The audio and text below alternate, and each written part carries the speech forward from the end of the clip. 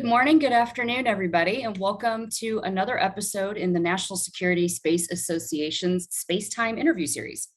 Thank you for spending your valuable time with us today. My name is Mandy Vaughn, and I've got the privilege of serving as the chair of NSSA's Workforce Development Initiative.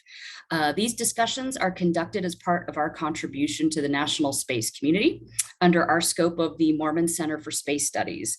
We at NSSA are proud to uphold the name and legacy of our dear friend and mentor, General Tom Mormon. So today, I'm honored to be guiding the discussion with Mr. Steve Bucky Butow, the director of the space portfolio of the Defense Innovation Unit. This is a great opportunity to hear from one of our leaders in the national security space community that is all at the forefront of many of the various innovation activities, including the critical startup of the hybrid space architecture efforts. So Bucky established the space portfolio at then DIUX, across their locations, including Silicon Valley, Boston, and Austin, Texas. He's been a researcher on a variety of science missions as well for NASA and SETI, which sounds kind of fun. Brigadier General Butow also serves as the commander of the California Air National Guard. In this role, he is the primary advisor to the Adjutant General on all programs, strategic planning and operations. He has more than 3,500 hours in flying a variety of super fun aircraft. Bucky graduated from San Jose University with a BA in physics and astronomy and an MS in management with a specialization in air and space studies from the University of Maryland. This morning, Mr. Butow will make some opening remarks, then we will turn to Q&A. I have a few questions to start, but if members of our audience would like to pose a question, please do so by pressing the Q&A button at the bottom of the screen. And yes, I'm in a hotel room here in Houston, so that's what happened. So I will try to get through as many of your questions as possible. We look forward to the discussion of DIU's mission, their unique elements, how to integrate across the department with COCOMs. I look forward to discussing the role of DIU in the larger innovation ecosystem, their technical priorities and challenges, what's worked, and maybe what could use improvement. So Bucky, thank you for joining, and the floor is yours, sir. Well, thanks, Mandy. DIU's mission is to accelerate the department's adoption of commercial technology in order to deliver new, potentially disruptive and rapidly scalable capabilities to the warfighter and those who support them, while sustaining and growing the national security innovation base. We'll talk about that a little bit more later. Commercial solutions considered by DIU must be dual use with a business plan that demonstrates long-term commercial viability. Ideally, these solutions may be offered commercial off the shelf, which is really the case with a lot of our cyber and human systems tools, and also with data transport. More often than not, commercial solutions are offered as services, meaning the US government bears no long-term engineering or sustainment costs. They can simply subscribe to a service, and if another service, and then modify their buying behaviors based on their needs, which is a very powerful thing to have. It's actually the way that we do most of our commercial SATCOM services today. The customer can simply move from one service to another or aggregate capabilities from a number of service providers to achieve an effect. Using commercially available solutions where appropriate saves time and money, enabling better buying power that translates into more resources available to support those weapon systems and capabilities that are inherently not commercial. Good example there, F-35. There's nothing commercial about an F-35. Although there's plenty of opportunities to bring commercial technology in where it's appropriate to maintain the technological relevance of these capabilities. A great application there is think about cyber, right? We have to have the hardware that's capable of running the best cyber algorithms that are available today, not 10 years ago. Now, that's not to infer that our traditional acquisition process always works efficiently and effectively. A recent study concluded that the average time it takes for bespoke capabilities developed within our traditional model of DoD is about 16 years. By contrast, China is averaging about 7 years to field a system from first design until its operational employment. That should concern us greatly. The department is a creature of habit, and it uses acquisition and engineering processes that are really kind of out of vogue in the 21st century. So you see a great disparity in terms of the evolution of commercial technology and technology within the department. What DIU really seeks to enable is that we have some fusion between these two. So how can we make our defense industrial base even stronger? How can we leverage the most interesting new technology that's coming out of the commercial sector in areas like artificial intelligence, cyber, autonomy, human systems, space, and advanced energy and materials? There's a host of others, including quantum and others, but each one of those areas I just rattled off, we have tremendous commercial engagement and involvement in evolving technologies that are privately funded and are going to be available in the global marketplace. So so if you look, going back to this disparity between the 16 years it takes to field a typical solution for national security and 7 years in China, this hasn't always been the case. The first F-117 took 28 months from conception until the first flight. That's remarkable. Most of the weapon systems actually that we're familiar with in previous generation took on average about 5 years to get from design to first fielding. So what went wrong there? Many ask, where are the innovators like Kelly Johnson today? Kelly Johnson, really the godfather of the skunk works at Lockheed. Well, the answer is that many are still there, and they're serving our nation and our defense industrial base. Many others have migrated into the commercial sector, where they continue to contribute to solutions in an agile way, with few restrictions imposed by procurers and end users. This is the audience that DIU was really designed to engage, and ideally create a path so we can actually unshackle the entire defense innovation, national security innovation base to get back to what we do best, which is quick turning, low cost, highly effective solutions that give the United States a decisive advantage. How do we get here, right? So that in 1962, U.S. government was a global powerhouse in research and development. Nearly 2/3 of the global expenditures in R&D were made by the U.S. government. What a time to be an American. When President Kennedy said, we're going to send men to the moon, everyone cheered. When he said that we need to do so within a decade, the acquisition community literally fell out of their chairs, stating that's not possible. To rectify this, Congress created a new acquisition authority to help the president accomplish the most strategically important technological achievement of the 20th century by authorizing the other transaction, or OT for short.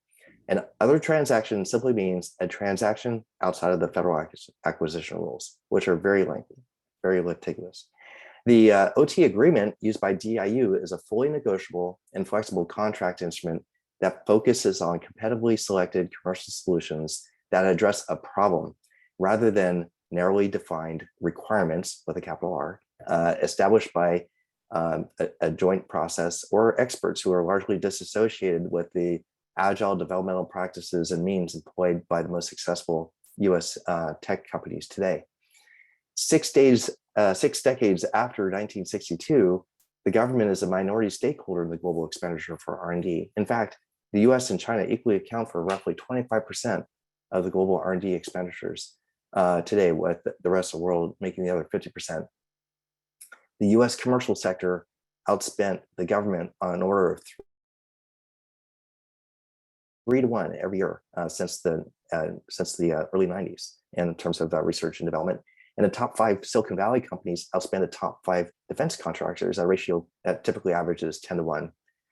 Secretary McNamara would be rather impressed, but also perplexed with why we're still stuck using a PBBE process and acquisition methodology that failed to evolve to meet the challenges posed by the strategic environment today.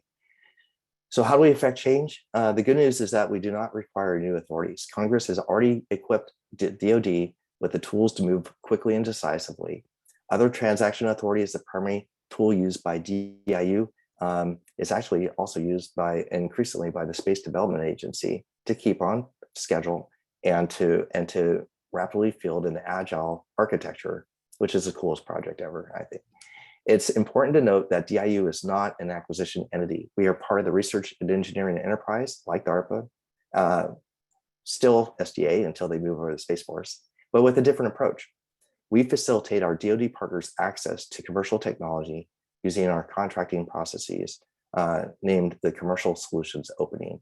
And our goal is to help to prove the technology, validate it, and then help transition it with the program offices and the people who are responsible for fielding new capabilities to the warfighter. So shifting gears, let me just tell you a little bit about DIU's space portfolio and where our focus lies. We have been in business for going on, this is our 7th year, believe it or not. And the interesting thing is we were very focused initially on LEO, the low Earth orbit operations, and remote sensing, communications, and other capabilities, small launch, which I worked on with Mandy when she was at Fox Space, a division of Virgin Orbit. And that's all cool and everything, but now that the rest of DoD is kind of awakened to the power of low Earth orbit, we shifted our gears to get out and say, well, what's the next horizon? What's the next thing we should be focusing on? And as you'll hear through most of our discussion today, our focus is on making GEO cool again. So GEO still accounts for the vast majority of the commercial revenue made by companies, especially in the communications and other remote sensing areas. But GEO is ready for a facelift, and our approach is to apply the principles that made LEO economically vibrant: frequent access at increasingly low cost. So low cost, high cadence access. How do we achieve that? Well, not with expendable launch systems. We envision a future where we need to migrate to modularity and make serviceable capabilities that can be assembled on orbit. They can be aggregated, disaggregated. They have thrust, maneuver without regret, and they can be serviced every, let's say, 2 to 3 years.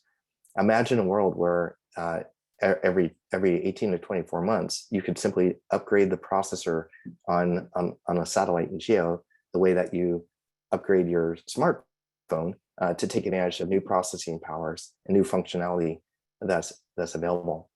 The evolution of 4G, 5G, 6G, if you want to track with the state of the art of technology, you have to have agility in these systems, and modularity will afford that. And it's great because we can also repurpose and reprioritize and build resiliency, because all these capabilities should be part of a robust production ecosystem. The nice thing about reinventing GEO is most of us know the Delta V budget to go other places is not that much more. So if we can deliver new transformative capabilities to the GEO belt, the cislunar domain is literally open for business as well. And you'll see with NASA Artemis and other efforts that there's going to be an increased reliance on logistics, communications, and other commercially viable solutions over the long haul that all aim at supporting human endeavors in space. So I will stop there because I know we're going to cover some questions, but it's an exciting time. If you're a company in the audience and we're not working with you, please give us a call. And I'll post, we're www.diu.mil on the website. And if you're a defense entity, whether you're in service or the fourth estate or even an interagency partner, and you want to partner with DIU on our project, we'd love to work with you. So just reach out and let us know how we can help. With that, I'll give it back to Mandy. Awesome. And lots to unpack there. I think you're thanks for the kind of the calibration point on the relative spending of the R&D levels. I think Mhm. that emphasis on the extent of private sector money going into this is very calibrating. Okay, so let's see where we start here. So recently, just a couple weeks ago, Mhm. uh, you were in Albuquerque as a co-host of the State of the Space Industrial Base session with AFRL and SSC. Um, how can you summarize that event? What were some highlights, and what surprised you? What did you learn in that surprised you? Sure. Well, as you know, this is this is really the fourth rodeo, third time um, with the Space Force. But excuse me, we had a very good turnout. It was a hybrid thing with a couple hundred people and participating live, and then we had a large audience of people participating via the web. So that was really good. And as usual, we our focus is really on on making sure that the United States remains competitive both economically and militarily in the space domain. At least for the foreseeable future. Those things are being challenged right now by our strategic peer competitors, namely China. And I'll talk about that in a little bit. Major initial findings from the workshop. One, which I think is very profound, and I know all of you have seen evidence of this in the news media, but commercial space technology has forever changed the nature of conflict, as evidenced in the contribution to the defense of Ukraine. We love commercial because commercial is unclassified, is typically not restricted, and like our national strategic capabilities would be. So it enables us to partner, not just with our closest allies, but regional partners and others who rely on the United States for help. So remote sensing, advanced analytics, and broadband communications are just a few of the tactically leveraged solutions from the commercial sector that have had a strategic impact on Putin's unprovoked invasion. Another realization is that China is on track to surpass the United States as dominant space power as early as 2032, unless proactive measures are taken to sustain our nation's leadership. Some people will say, "Well, wait a minute. I thought that was a benchmark for 2045." Well, that was the assessment in 2018. Recently updated assessment by the Atlantic Council is bringing that number back, not because China's doing more things, but because the U.S. has fundamentally not changed the way that it does business in the 4 years that transpired since the last assessment. So we really need to wake up and smell the coffee and turn into hyperdrive now to make sure that we don't forfeit things that'll be very, very hard to win back. So, on that theme, because I like everything you said here, and I think you're definitely right in terms of the commercial nature and how that's really kind of brought commercial space capabilities into the forefront of the Ukrainian conflict. What would be your recommendations or your asks of either the COCOMs or the acquirers or congressionally to solidify what's working that we're seeing in this conflict and to be able to scale this up as we move forward? Right. So I'll tell you what our collective thought is, and then I'll tell you some personal observations. Right. So our collective thought is that an enduring North Star vision of economic development and health and human settlement in space needs to be established as an essential guidepost to sustain the United States' competitive advantage against China, and in a whole of nation manner. So it's amazing that while we're so compartmentalized in the United States, especially even within government, right? So it's really amazing that we're looking at the potentially losing our leadership and both economic and in our command of the space domain. At a time when a best example is just look at the Wall Street Journal article that laid out the litany of things that SpaceX has to do to launch the Starship, right? So we have our national leadership is crushing it. We have an amazing array of policy statements that are coming out, and so we got it at the top. The industrial base, both traditional and non-traditional, is chomping at the bit, ready to go in there and mobilize to assure that we maintain these instruments of national power. The middleware, I think, is really kind of somewhat chaotic and disorganized, right? So I think one of the things that would be that we really need to do is we think a North Star vision is really an imperative, because we need to get everyone mobilized behind the nature of the threat and the expediency with which we have to make things happen.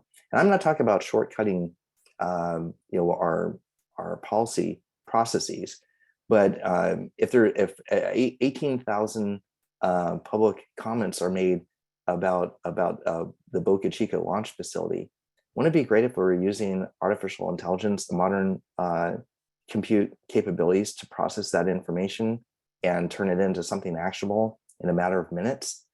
We don't use that. Many of these organizations have folks with rubber stamps and letter openers, and these processes take forever. China, coincidentally, is the world's most polluted. They contribute the most to global pollution by 2.5 times, number 2 on the list, right? And they operate without impunity because they don't have processes that hold them up. So I think there's things that we can do to improve processes, to accept some risk, and make sure that we're innovating and remaining competitive, because as the launch community reminded us during our launch workshop, we went from being number 1 in commercial launch in the 90s to basically 0 by the turn of the century. And now we're back in a leadership position for launch.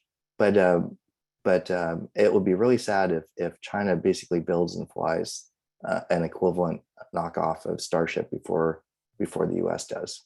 And that's a real possibility, largely because we're mired in bureaucracy. Sorry about that, but that's kind of, that's how I feel. So, and I don't think it's that difficult to make some improvements there. And it's not just about SpaceX. Go look at any of the companies that are delivering combat capability to the warfighter, and what it takes to get a contract in place.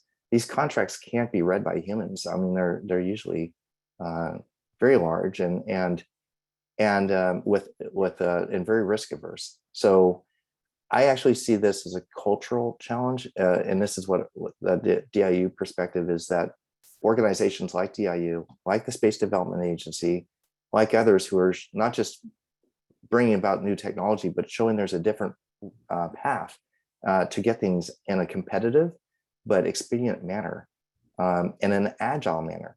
The best thing about agile is you don't have to have 100% of the requirements satisfied on day one. Right. We can do 80% of the solution at 20% of the cost. We can have other competitor companies.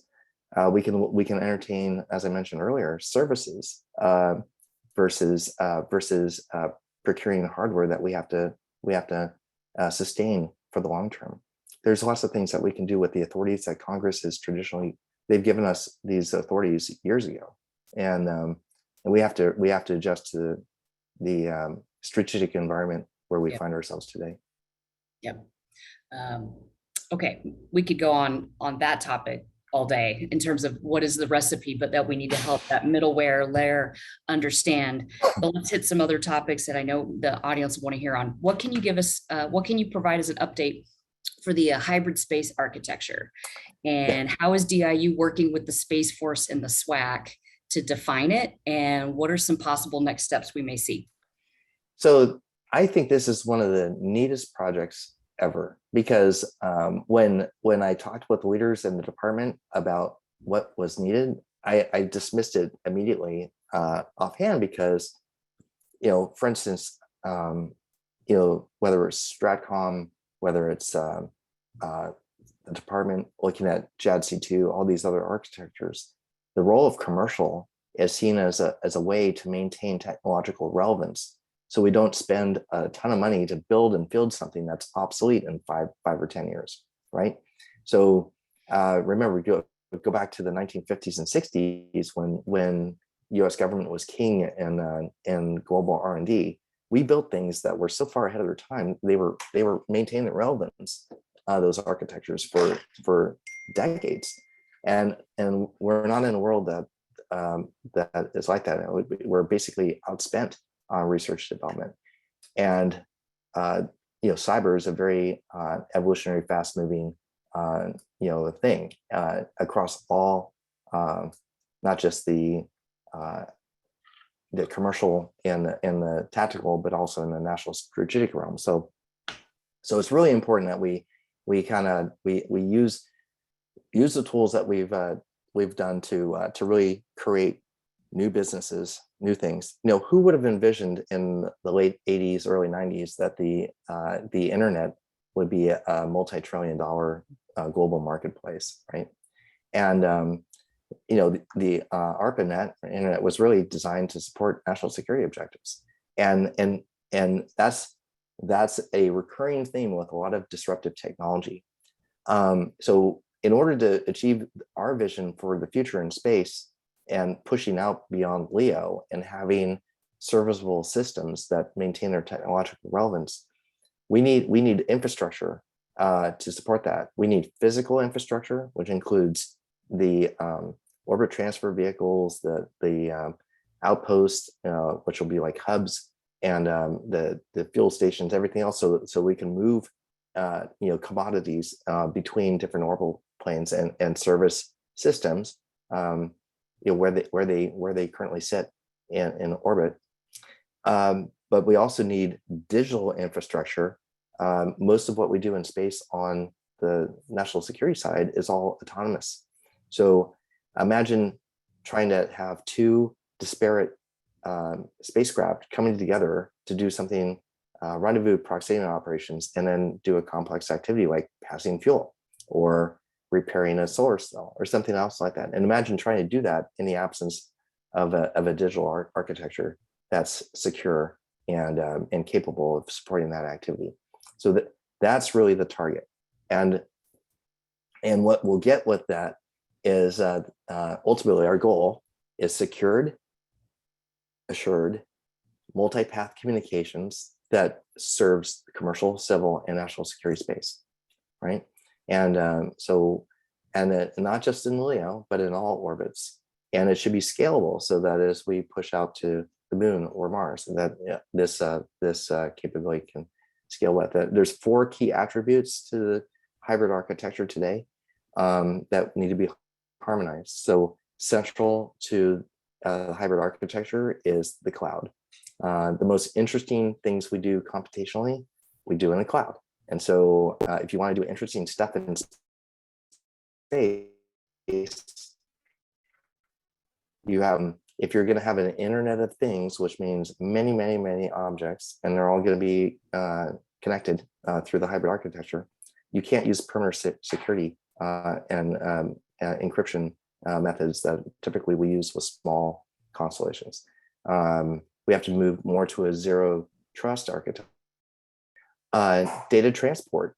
There's lots of great old companies and new companies that are responsible for moving data between GEO and LEO and LEO and LEO and space to ground, ground to space. We want to take advantage of all that data transport architecture and to make sure that we have both the least expensive but also the most responsive ways to move critical information to users who need it. So there'll be a lot of variety there. And last but not least, all the source providers. We want to make it easy for them to exchange their data with end users in a revenue positive model. This is important, right? Because we're trying to do a commercial architecture. There's no commercial business case if there's no revenue, right? I equate it to the cellular network, where every cell phone tower that's privately owned, that operator knows how many transactions hit his or her cell phone tower, and they get paid for that. And we have an approach to make sure that you can do the same thing with these space systems. So it's going to be really exciting. And To quote Jeff Bezos from a few years ago, he eloquently stated that he could not build Amazon if not for the infrastructure, the digital finance, the internet, and overnight delivery. Right, that was all infrastructure that pre-existed Amazon, and they were able to leverage it and innovate to build a very large business enterprise on top of it. So the architecture creates jobs. Architecture gives us diversity, and you know what? If we build it, we do a real good job. Even the Chinese will use it, but they'll have to follow our rule sets. So, right. So that's kind of the HSA in a basket. So what's next for that program? Will we see that you're starting to move in kind of a prototype or demonstration phase? What's the integration with the end user? Yeah. So this is the fascinating part, right? So if you ask anybody in the know, you say, what's the hybrid architecture? They're gonna talk kind of like I did, and it's kind of this nebulous Jello vision thing, which is fine. The key thing is we want the commercial sector to come in and recognize the potential of it and be able to build an integrated architecture that supports many vendors, the different things. I go back to this example. It's fascinating that we can have different cell phone manufacturers, different service providers. There's a lot of diversity in the architecture, and yet you and I can have a conversation like this over the mobile architecture, and with very little failure, unless you're trying to do it with the Pentagon. So yeah, that's right. But that's it. Now, here's the most fascinating part about this, right? So our partners in this is the Space Force, of course, and AFRL, the Space Vehicles Directorate, AFRL RV. And so we have kind of a parallel approach right now with commercial technology. One is to rapidly put together a demonstrator that shows how we can move information in the environment that I just described, and that's being integrated and put together by AFRL right now as a proof of concept of the architecture. So let's validate the operational concept with a small sat on orbit that's basically taking advantage of existing architecture. And at the same time, we're working with the Space Warfare Analysis Center, the SWAC, and what they're doing, the Space Systems Command has really evolved quite a bit over the past year, and they have a new process by which they're going to evaluate and assess technologies, and before they put it into a program of record, to know, hey, here's a menu of options that work. We've actually taken a commercial solution and evaluated it against a threat model to determine how it would perform and whether it would be resilient enough for us to use for our national security purposes. So the process is so unique, and this is where the other transaction is so powerful, because we have very little legal requirements that we have to adhere to. One of them is that we have to competitively select companies. But once we go into the prototype mode, we can start with a phase one, which is we're going to fully support the force design process employed by the SLAC, so that we can actually graduate commercial technologies to the next level, and where they can be integrated into a prototype thing. So the nice thing is that we don't always have to have a rigid approach that we use the same thing for buying a box of pencils and buying a capability that we need in the future. I think this is, if anything, the hybrid architecture is a great illustrative example of how we can use authorities, collaborative partnerships, and work with industry to make sure that we're making well-informed decisions and able to proceed in an agile means. So hats off to Space Force for that. No, that's awesome. So one of the biggest kind of classic challenges for an R&D organization is the ability to transition to an end user, get to that program of record. What is the process by which DIU goes about lining up that end user or that program of record with these technical areas that you see as promising. Yes. What's worked, what hasn't worked, and what would you try to do better? Yeah. So if you say, wow, Bucky's got more gray hair, it's all about transition. Everything I described, the first part is like fun, we get a small team, we do really well, but we have to while we're innovating, we really have to be prepping the battle space, so to speak, for the introduction of this technology. I'll go back to the PBBE process I was lamenting earlier. That's really fundamentally unchanged since 1962.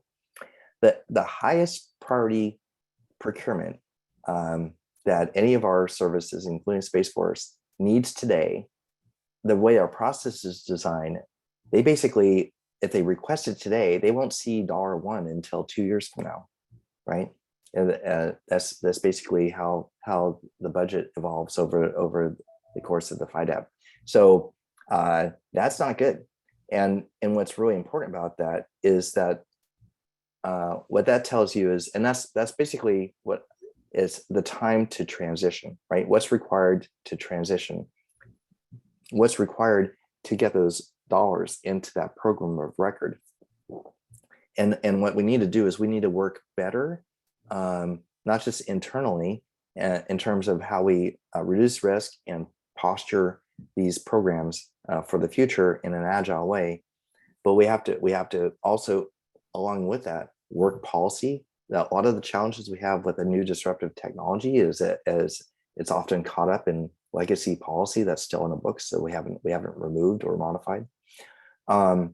Or we have to build the confidence of Congress to say, we know that we don't know 100% of what this is going to be, but we know that that these organizations are on a healthy path to achieve it in this time frame.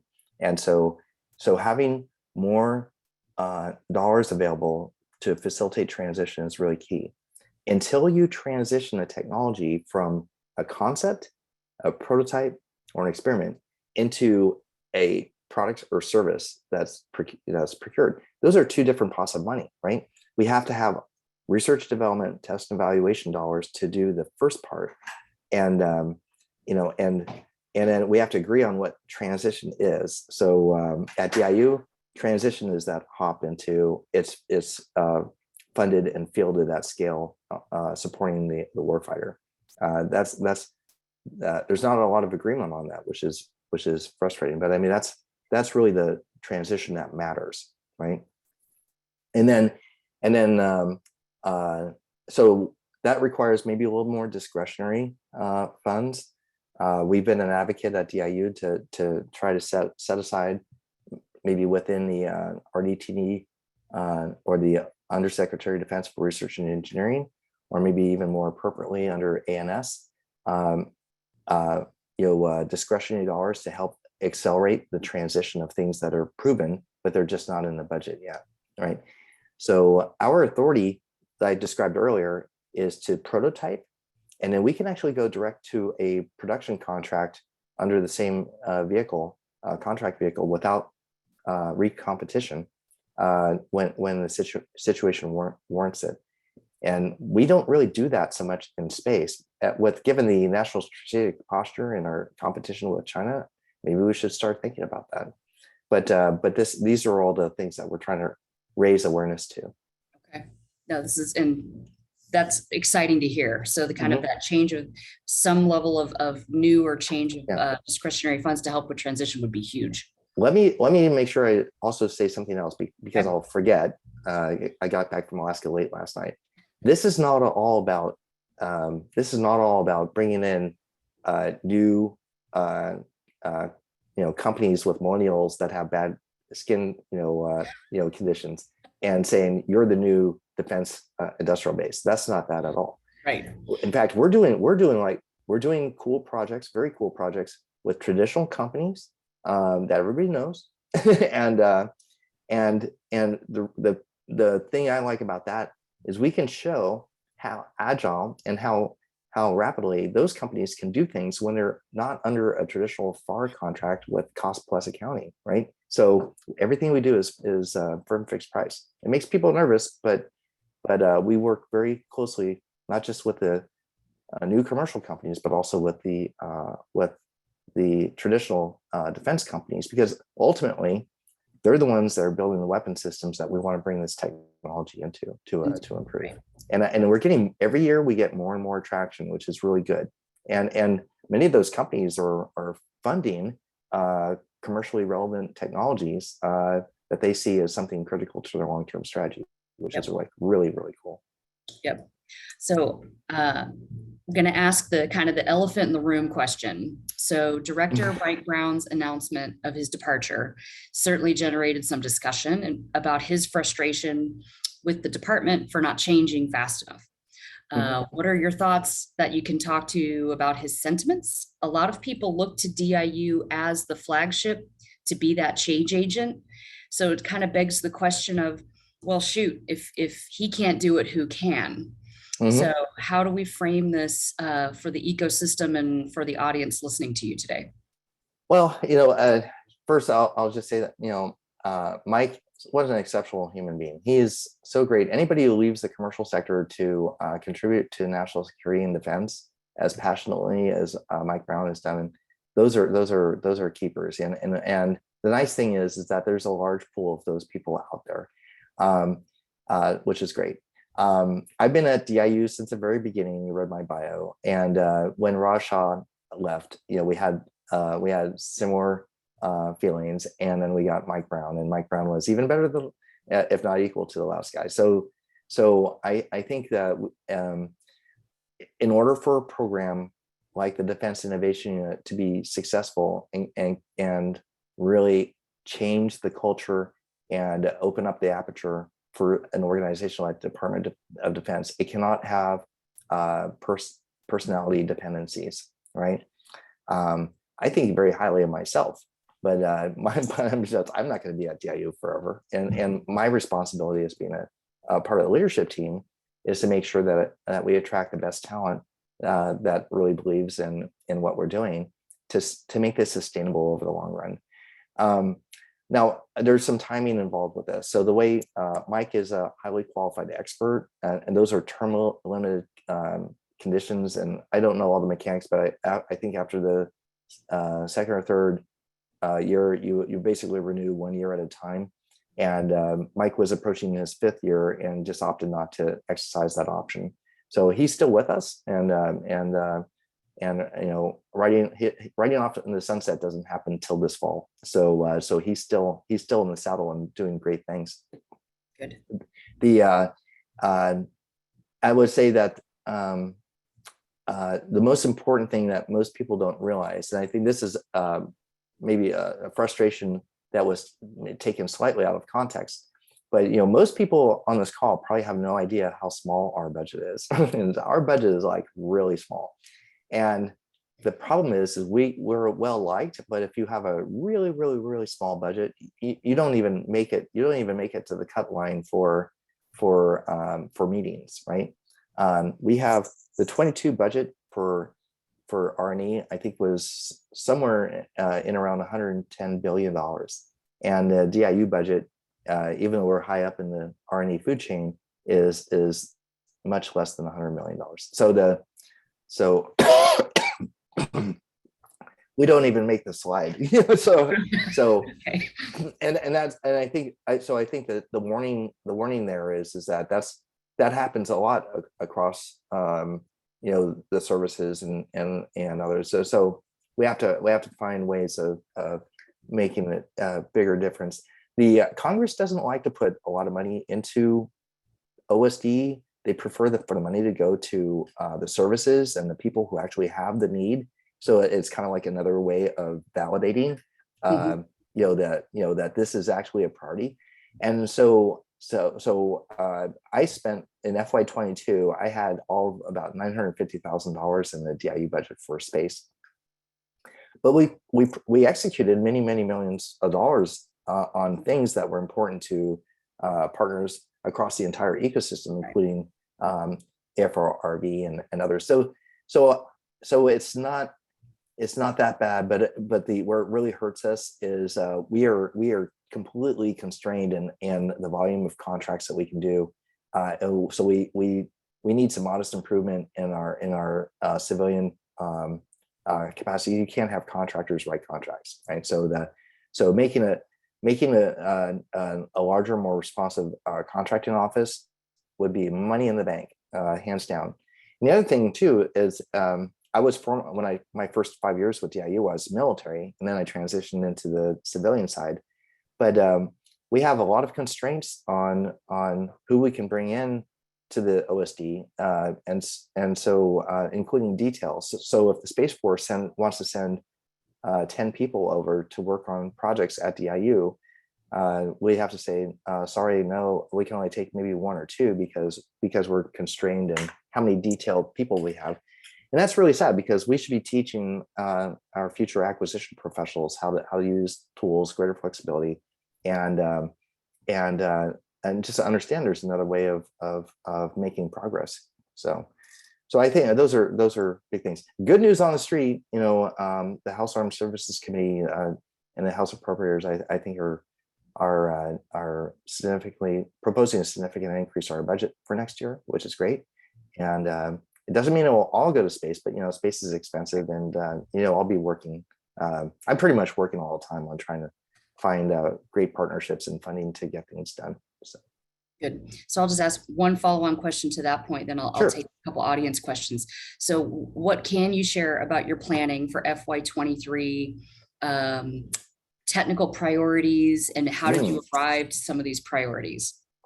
So we have a couple things on our docket, and these are things that we feel passionate about. I'll give one example, because we've been focusing a lot on logistics. So we should be. So we believe that we don't have a way of doing precision down mass. In other words, if we want to bring something from orbit back to Earth and land it within a precisely described box, that would be really beneficial. So you could do a rapid resupply with it. It's a little bit of a poor man's version of rocket cargo, but you don't always need a starship to deliver emergency aid or some other rescue capabilities. The Earth's oceans are massive, and should we find ourselves in a conflict or humanitarian crisis, that maybe the best way to get aid to people could be done that way. And that would be a really fantastic capability. And there are commercial companies that are raising funds and getting ready to start demonstrating that next year. We've done on the Hunger Games, bring your ointment, right? That's right. Yeah, exactly. And so we've done 3 iterations of our peacetime INW. Basically, it's our remote sensing effort, and the most recent iteration is looking at weather information, commercial weather information from space. It's a great program, and as you know, there's new companies that are entered into the market with exciting new capabilities across all sorts of phenomenologies. So we'll probably be looking to reopen our peacetime INW competition a 4th time, and to bring in whatever commercial remote sensing data is of interest to our DoD partners. And I have to give props, because some of the folks who are really helping on the remote sensing, commercial remote sensing side, the NGA. Oh my gosh. I mean, if you knew what NGA was doing to enable commercial data to flow to partners like Ukraine, that's like absolutely phenomenal. And they need a gold star and champagne to go with it for what they're doing to really modernize how we do that whole process, right? And they're backed up by the CSPO at the NRO that's been procuring commercial data, making sure that it's good, acceptable for the applications we have, and then to make that available to those who need it. And so that's probably the best example of so far this calendar year of how others, not just DIU, are really making a profound change in the way that we're doing business, right? So we play a little role, but they're the ones who actually that the transition is to where it's at, and those folks are responsible largely for that. So a couple audience questions here since we've got about 9 minutes left. So Yeah. first of all, some people are taking exception that geo wasn't ever not cool. So, Yeah. but one question. Well, I'm talking commercially. I'm totally joking. Yeah. But what is DIU doing with respect to in-space propulsion to enable making geo cool again and provide for the logistics capabilities required to achieve that? Yeah. So I think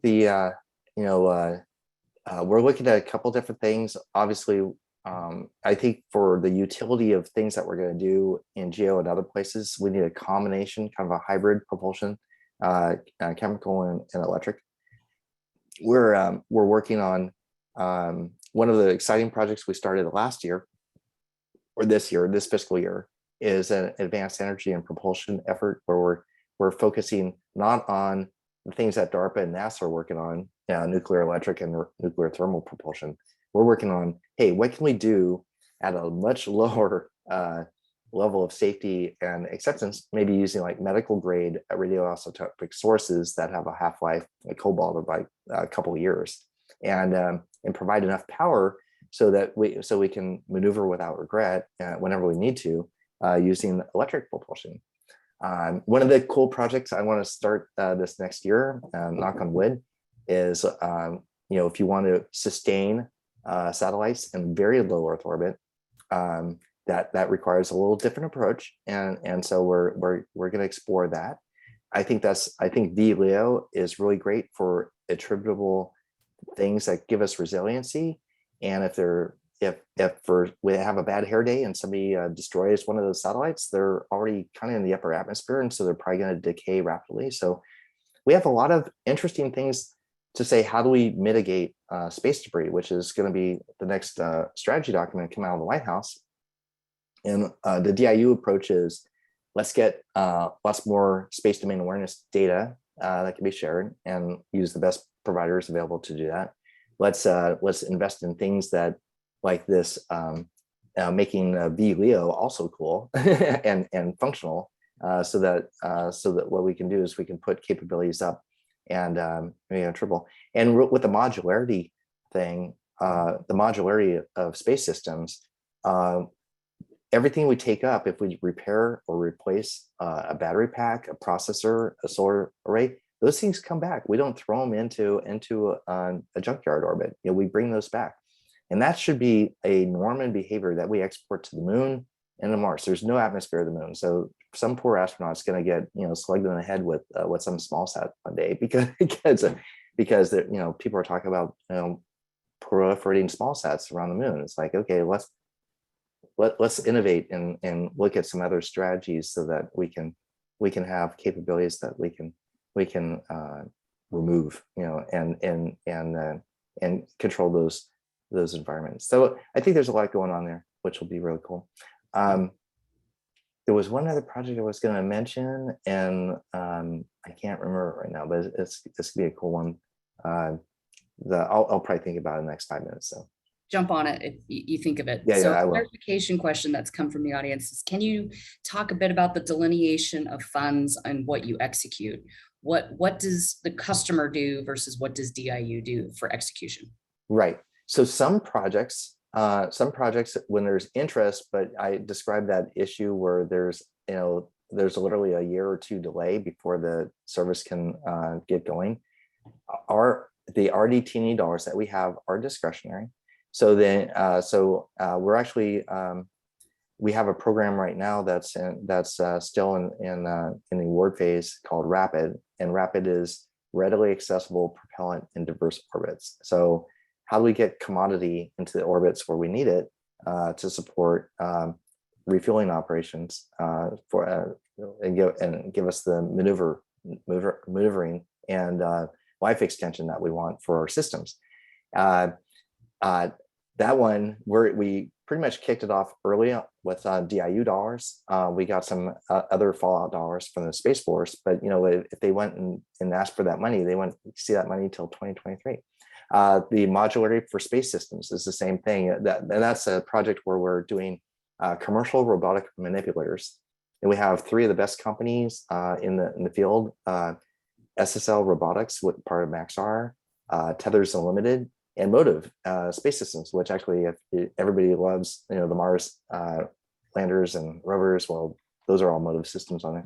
So we actually have the best of breed companies, and looking at how they make a non-exquisite but functional productized robotic manipulator that could be widely available throughout the industry. So those are cool things. Mm-hmm.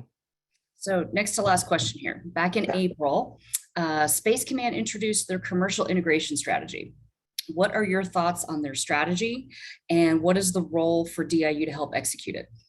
Well, the first thing I'll say is how many other commands and how many other services have a commercial anything strategy, right? I'm still in the Air Force, so I have to give props. The Space Force rocks, right? This is part of the benefit of having a separate service, is because they can do things a little bit differently. And it doesn't take a rocket scientist to understand that the commercial sector is doing like really, really amazing things. And we should be leveraging them where they're appropriate, right? And then that makes more money available for the things that we really need that are strictly in the tactical or national strategic realm.